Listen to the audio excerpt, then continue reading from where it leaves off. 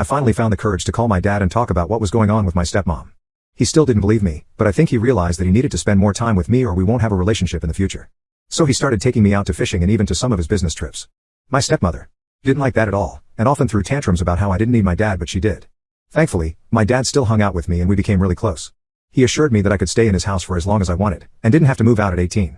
Like always, my stepmother argued that what he told me was unfair and the house belonged to her once I was an adult.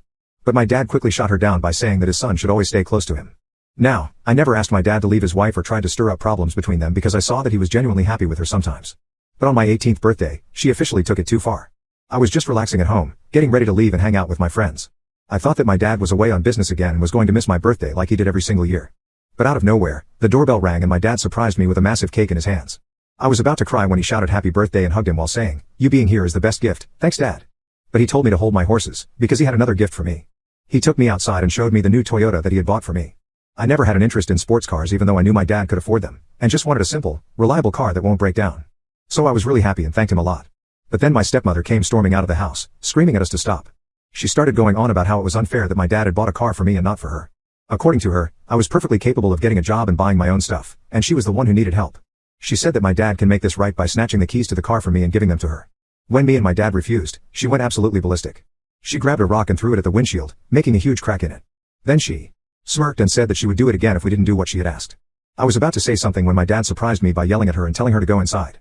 It was then that I realized that my stepmother hadn't even wished me a happy birthday, and only talked to me so she could snatch away my gift. I also realized that if she cared so little about me, then there's no way she actually loved my dad and not just his money. While she stood there, still demanding that I hand over the car to her, I started making a plan about how to make my dad realize the same thing as me. Thankfully, my dad had changed from when he married her and didn't give in to her demands. When we were alone, I revealed to him all the abuse that his wife had put me through. He asked why I hadn't told him sooner, but honestly, I don't even know myself. I think it was because I wanted to protect his happiness, but I might have just been scared. I told my dad that this woman was just taking advantage of him, and that he needed to divorce her. And he, still reeling from the shock that the woman he married was abusing his son behind his back, stayed silent for a minute before telling me that he'll consider it.